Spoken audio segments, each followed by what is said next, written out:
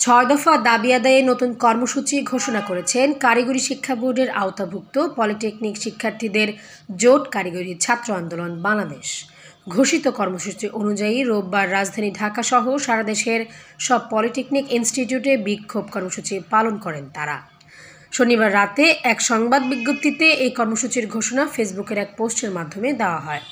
গত 22 এপ্রিল শিক্ষা মন্ত্রণালয়ের কারিগরি ও মাদ্রাসা শিক্ষা বিভাগের কর্মকর্তাদের সঙ্গে সভা করেন কারিগরি ছাত্র আন্দোলনের নেতারা।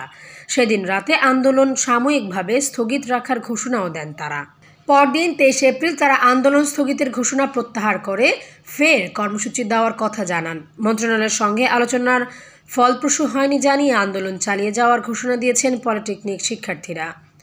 পলিটেকনিক শিক্ষার্থীদের 6 দফাগুলি হলো: জুনিয়র ইনস্ট্রাক্টর পদে ক্রাফট ইনস্ট্রাক্টরদের পদোন্নতি, হাইকোর্টের রায় বাতিল সহ ক্রাফট ইনস্ট্রাক্টর পদবি পরিবর্তন, মামলা বা রিট দায়ের করার সঙ্গে সম্পৃক্ত সবাইকে স্থায়ীভাবে চাকরিচ্যুত করা এবং 2021 সালের বিতর্কিত ক্রাফট ইনস্ট্রাক্টর নিয়োগের জন্য নিয়োগ বিধি অনতিবিলম্বে বাতিল করা, ডিপ্লোমা ইঞ্জিনিয়ারিং কোর্স 4 বছর মেয়াদী অব্যাহত রাখা এবং মানসম্মত সিলেবাস ও কারিকুলাম আধুনিক বিশ্বের আদলে প্রণয়ন করা, উপসহকারী প্রকৌশলী ও সমমান পদে 4 বছর মেয়াদী ডিপ্লোমা ইন ইঞ্জিনিয়ারিং ও মনোটেকনোলজি হতে পাশ করা শিক্ষার্থী ছাড়া অন্য কেউ আবেদন করতে পারবে না।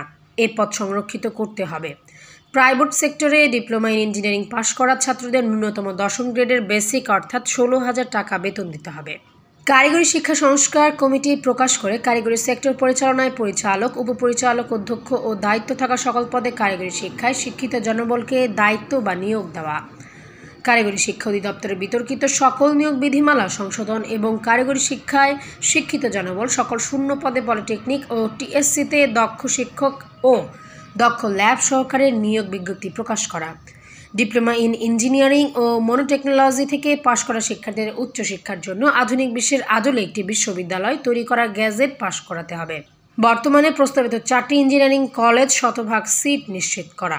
Desk report, সমযোগ।